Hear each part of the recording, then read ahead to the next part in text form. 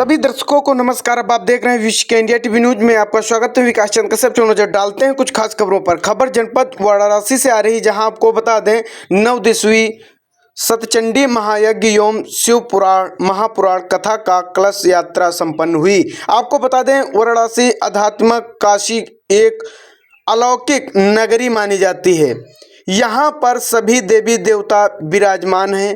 काशी का वर्णन वेद पुराण में भी अलग महत्व दिया गया है।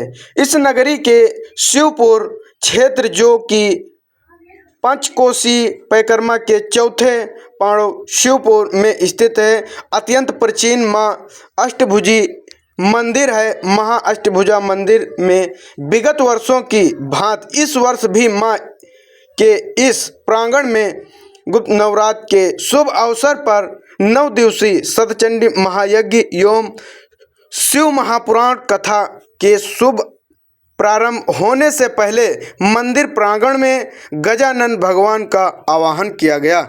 आपको बता दें 9 दिवसीय सतचंडी महायज्ञ एवं शिव महापुराण कथा का कलश यात्रा हुई संपन्न। आपको बता दें जनपद वाराणसी में आध्यात्मिक काशी एक अलौकिक नगरी मानी जाती है, जहां यहाँ पर सभी देवी देवता विराजमान हैं। काशी का वर्णन वेद पुराण में भी अलग महत्व दिया गया है। इस नगरी के शिवपुर क्षेत्र में जो पंचकोशी परिक्रमा के चौथे पांडव शिवपुर में स्थित है, अत्यंत प्राचीन मां अष्टभुजी मंदिर है। जहां पर अष्टभुजा मंदिर में विगत वर्षों की भांति इस वर्ष भी प्रांगण में नवरात्र के शुभ अवसर पर 9 दिवसीय सतचंडी महायज्ञ एवं महापुराण कथा का प्रारंभ होने से पहले मंदिर प्रांगण में गजानन भगवान का आवाहन किया गया। इसी प्रकार की खबरें देखने के लिए निरंतर बने रहिए हमारे विश्व के इंडिया टीवी न्यूज चैनल में। जय हिंद, जय भारत। इसे आप क्या कहना चाहते हैं? सबसे पहले आप सब लोगों को जय काशी विश्वनाथ, जय सिया राम। मेरा एक छोटा सा परिचय है। उत्तराखंड से हम लोग आए हैं। उत्तराखंड के हरिद्वार क्षेत्र से।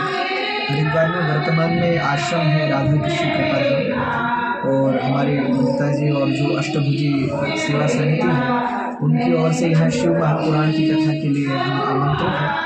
उस कथा के प्रवचन के लिए ही हम यहाँ पहुँचे। आज कथा का प्रथम दिवस और कलश यात्रा का मंगलमय दिन है। अभी कुछ देर में ही कलश यात्रा प्रारंभ हो जाएगी, जो काशी के विभिन्न स्थानों में हम लोग कलश यात्रा करके लौटेंगे। फिर आज से कथा प्रारंभ होगी। काशी के जनता को भक्तों को किस तरह के संदेश देना चाहते हैं अपनी ओर से? देखिए, काशी तो आदिकाल से ही विद्या की नगरी कही गई है। संपूर्ण भारत के लिए शिक्षा का स्थान काशी है, और मुझे तो थोड़ा सा संकोच भी हो रहा है कि काशी को शिक्षा क्या दे सकता है। काशी आदिकाल से ही सबकी गुरु भूमि और गुरु स्थान रहा है। बड़े बड़े भारत के विद्वानों ने और बड़े बड़े मनीषियों ने, बड़े बड़े वेदांत दर्शनों और शास्त्रादि को जानने वालों ने इस काशी की नगरी में रह करके वेद विद्या का और शास्त्र विद्या का अध्ययन किया है। मुझे लगता है काशी में ये वेद विद्या, हमारे शास्त्र, ये ग्रंथ और काशी की ये वैदुष्यता सदा काशी में बनी रहे, ऐसी मैं काशी के लोगों से प्रार्थना कर सकता हूँ। शिक्षा तो नहीं दे सकता। शिव पुराण के बारे में क्या कहेंगे? शिव पुराण की जो कथा चल रही है, आज से शुरुआत होगी, मनुष्य के लिए कितना ये प्रेरणादायक है और कितना फलदायी है? देखिए, मुझे लगता है कि शिव को हमारे यहाँ गुरु कहा गया। चाहे गोस्वामी जी के मानस उठा करके आप देखें तो उसमें कहते हैं गुरुम शंकर रूपिणम। गुरु शंकर जी जो है आदिकाल से गुरु रहे हैं। और हमारे यहाँ गुरु के लिए एक शब्द और कहा जाता है संस्कृत में, आचार्य। आचार्य का अर्थ क्या है? जिसके आचरण में ज्ञान हो उसे आचार्य कहते हैं। और भगवान शंकर की कथा तो दिव्य है ही, वो तो जीवन को बदलने वाली है। यदि आप भगवान शिव को भी देख लें तो उनसे भी सामाजिक व्यवस्था को बनाए रखने का एक अद्भुत संकल्प प्राप्त होता है। क्योंकि आप यदि भगवान शंकर को देखेंगे तो उनमें कुछ भी एक दूसरे से मेल खाने वाला नहीं है। उनके मस्तक पर गंगा है तो तीसरे नेत्र में अग्नि है, यानी जल और अग्नि एक साथ वो धारण करते हैं। आप यदि देखें उनके मस्तक पे चंद्रमा है, और चंद्रमा का एक नाम सोम, और सोम का अर्थ होता है अमृत।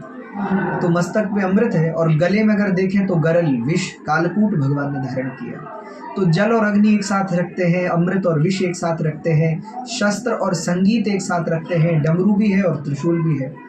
लेकिन इतनी विविधताओं और विचित्रताओं को भी एक साथ संजो करके भगवान धारण करते हैं। तो हमारा भी जीवन अगर आप देखें तो बहुत विभिन्नताओं में आज बँट गया है। परिवार को उठा करके देखें, परिवार के लोगों के स्वभाव को उठा करके देखें। शंकर जी के परिवार में एक तरह अगर गणेश जी का वाहन चूहा है तो दूसरी ओर भगवान शंकर के गले में सर्प है। दोनों एक दूसरे के जन्म से शत्रु हैं। आप अगर कार्तिकेय जी के मोर और भगवान के सर्प को देखें वो शत्रु हैं। शिव के वाहन नंदी और देवी के वाहन सिंह को देखें तो वो शत्रु हैं।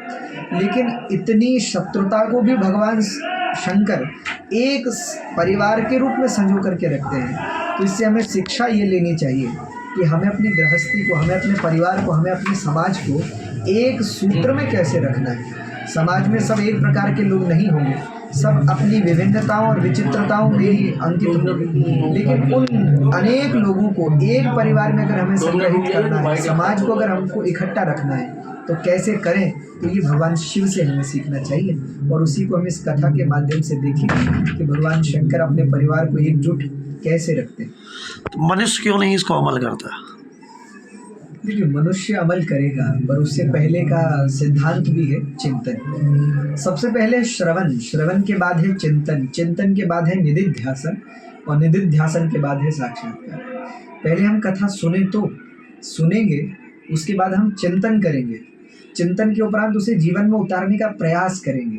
और जिस दिन प्रयास करेंगे तो प्रयास एक ना एक दिन जरूर सफल भी होगा और समाज एकजुट और एक सूत्र में जरूर पिरोया जाएगा। क्या लगता है इस कलयुग में कथा सुनने से ये सारे प्रयास सफल होंगे?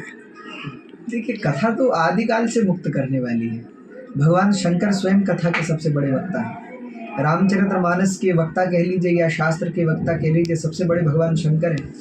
चाहे आप विज्ञान भैरव तंत्र उठाकर देखें तो भगवान शंकर बोल रहे हैं और पार्वती सुन रही हैं। आप यदि मानस उठा करके देखें तो भगवान शंकर बोल रहे हैं और पार्वती जी सुन रही हैं। शंकर जी आदि वक्ता हैं और वो स्वयं पार्वती जी से कहते हैं, जब पार्वती जी ने भगवान को लेकर प्रश्न किया है तो शंकर जी वहाँ मानस में कहते हैं, धन्य धन्य गिरिराज कुमारी। शंकर जी कहते हैं कि देवी तुम धन्य हो क्योंकि तुमने कथा को प्रकट करने का प्रयास किया। और मुझे लगता है कथा जैसे जीवन को परिवर्तित करती है वैसे जीवन के परिवर्तन का और कोई साधन नहीं। इस कथा को लेके क्या कहेंगे काशी वासियों से? मैं तो सबसे यही निवेदन करूंगा, आपके महादेव की कथा है, आपके शंकर जी की कथा है, आप ज़रूर पधारें अष्टभुजी मंदिर और सपरिवार आएँ कथा श्रवण करने के लिए, कथा सुनने के लिए। आप आएंगे तो मुझे ऐसा लगेगा कि जैसे भगवान शंकर के परिवार से सब लोग पधारे हैं। और मैं तो यही मान के आया हूँ, वैसे तो हम सब शंकर जी का परिवार हैं और काशी के लोगों पे भगवान शंकर की अत्यंत विशाल कृपा है। तो मैं तो सब काशी के लोगों को प्रणाम करूंगा, वंदन करूंगा और उनसे प्रार्थना करूंगा कि आप सब यदि कथा में आएंगे तो हमारी कथा सार्थक होगी। आप जरूर पधारें अष्टभुजी।